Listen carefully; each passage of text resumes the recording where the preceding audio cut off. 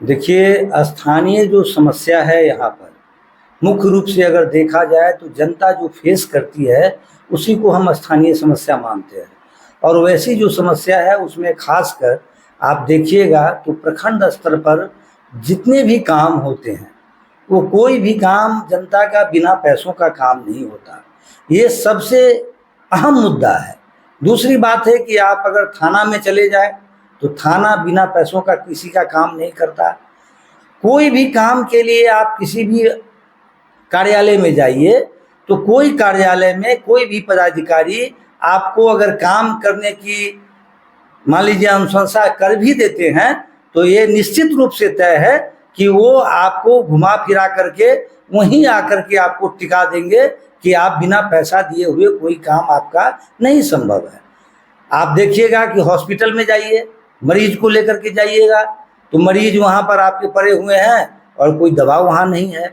Doctor नदारत आपको मिलेंगे, वो अपने निजी क्लिनिक में डॉक्टर मिलते हैं। तो इन सब जो मूलभूत समस्या है, आप पढ़ाई की बात करिए तो स्कूलों में खिचड़ी का स्कूल रह गया है। केवल विद्यालय बच्चे आते हैं और वो खिचड़ी खा करके चले जाते हैं। ना तो पढ़ाई की गुणवत्ता है और न स्कूल के आने जाने जो शिक्षक आते हैं वो अपना केवल टाइम पास करके यहाँ से चले जाते हैं। बच्चों को पढ़ाने का जो काम है वो नहीं कर पाते हैं।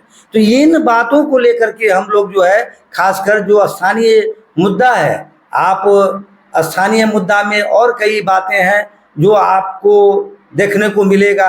आप जाइएगा किसी किसी पंचायत में तो ऐसी दुर्दशा है कि आपको थोड़ा सा अगर बारिश हो जाए तो आपको लगेगा कि बाढ़ आया हुआ है। नाली का पानी सड़क पर उमड़ा हुआ मिलेगा। ये छोटी छोटी समस्याएं जो तमाम लोगों को प्रभावित कर रही है और इन्हीं बातों को लेकर के हम लोग जनता के बीच में जाते हैं, पढ़ाई को लेकर जाते हैं। किसान की समस्या है, किसान आप देख रहे हैं कि मौसम पर आधारित किसान होते हैं यहाँ। उनके लिए ना तो माने पानी की सुविधा है, ना बोरिंग की सुविधा है। जब बारिश होगी तो खेती होगी और नहीं तो बाढ़ आ जाएगा तो बाढ़ से दहा जाएगा। न खेती में समय पर न खाद मिलता है न बीज मिलता है। तो इससे भी वो प्रभावित हो, क्योंकि भोजन तो हम लोगों को करना है अनाज ही, और मूलभूत जो व्यवस्था है उस व्यवस्था में सुधार होने की ज़रूरत है। क्योंकि अनाज का उत्पादन बेहतर अगर होगा तो लोग स्वस्थ रहेंगे और स्वस्थ रहेंगे तो काम बेहतर कर पाएंगे। अच्छा सर, प्रशांत जी लगातार कह रहे हैं कि जन सुराज मतलब जनता का राज, तो जनता के राज को आप धरातल पर कैसे उतारिएगा? वो इसमें जनता की राज बात कर रहे हैं। ये बात गांधी जी की प्रेरणा से ली गई बातें हैं।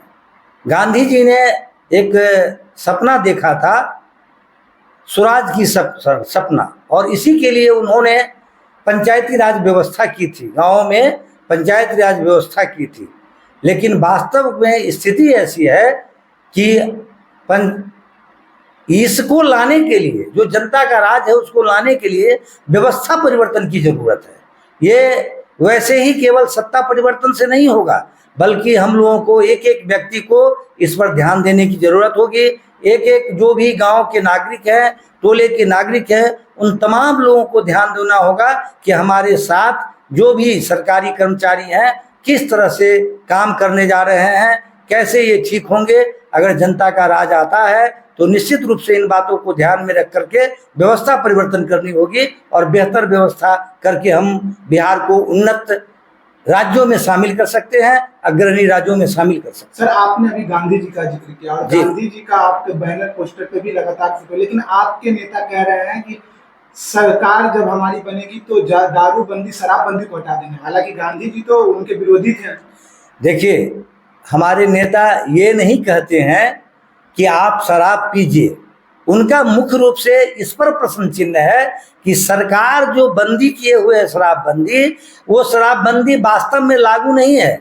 लोगों के घर घर तक पहुंच रही है। 100 रुपये का दारू 300 रुपये में, 500 रुपये में बिक रहा है। तो यहाँ जनता लुटा रही है। इन बातों को वो कह रहे हैं। उनका ये कहना नहीं है कि आप जोर शोर से दारू पीना शुरू कर दीजिए, उनका ये मकसद नहीं है। इसलिए गांधी जी कभी वो भी इसके अनुयायी नहीं थे। वो हमेशा कहते थे कि शराब से दूर रहना चाहिए, नशावृत्ति से दूर रहना चाहिए। और ऐसा नहीं है, जो अच्छे लोग होंगे सभी के सभी लोग कहेंगे, लेकिन अभी जो प्रशांत जी हमारे कह रहे हैं, इसलिए कह रहे हैं कि बिहार को रेवेन्यू भी नहीं आता और हमारे जो जनता है हमारी वो लूटी जा रही है। इन बातों के लिए वो खासकर इन बातों का इस्तेमाल वो करते हैं। सर, अभी जो वर्तमान जनप्रतिनिधि और स्थानीय विधायक है, उनसे जनता की नाराजगी क्या है और उनसे खुद को अलग आप किस प्रकार साबित करिए? जनता की नाराजगी होना तो स्वाभाविक है। वो कामकाज की स्थिति देखिएगा तो पंचायतों में वो कहते हैं कि 419 किलोमीटर हमने सड़क बनाया है, जबकि गांव में जाइए तो गांव की हालत जो देखिएगा, मुख्य सड़क की जो मुख्यमंत्री सड़क योजना है या प्रधानमंत्री सड़क योजना है गांव से गुजरती है, वो इतनी खराब है कि चलने के लायक नहीं है। एक तो बात यह है। दूसरी बात यह है कि ये नेता ऐसे हैं कि गांव में भाई भाई को लड़ाने का काम करते हैं। ये कई ऐसी जगह देखी गई है जहां ये लड़ा करके, आपको मालूम होना चाहिए यहाँ पर कई ऐसे गांव हैं जहां हत्या तक हुई है इनके इशारे पर, और कई लोग परेशान हैं घर घर में इनके बातों को सोच करके, क्योंकि इनका यही काम है कि दो भाई है तो दो भाई के लड़ा दो और एक भाई को साथ लेकर के चलो। तीसरी बात है कि जो विकास का काम होना चाहिए, जो विकास, शिक्षा का विकास होना चाहिए, वो मुख्य रूप से वंचित रहा है। ये हमारा जो विद्यालय है बीमारू विद्यालय हो गया है। बच्चा केवल खिचड़ी खाने जाता है, वहाँ न तो कोई शिक्षक पर दबाव है, न शिक्षक को पढ़ाने के लिए कोई दबाव है। यहाँ के अफसरशाही जो है वो लूट खसोट में लगे हुए हैं, पैसा उगाही करने में लगे हुए हैं, उनको काम करने से कोई मतलब नहीं है। इसलिए ऐसे ऐसे लोगों को ये चुन के लाते हैं जो इनको उगाही करके पैसा पहुंचाने का काम करता है, तो इसलिए इनसे लोग नाराज हैं। आखिरी सवाल सर, आप जाले विधानसभा के संभावित कैंडिडेट हैं और पूरे क्षेत्र का दौरा कर रहे हैं, तो क्या लगता है अगर आपको मौका मिलता है, अगर आप जीत गए तो आपका पहला वो 3 काम क्या होगा जो जिसे जनता देखना पसंद करेगी? देखिए, अगर हमको मौका मिलता है तो मैं आपको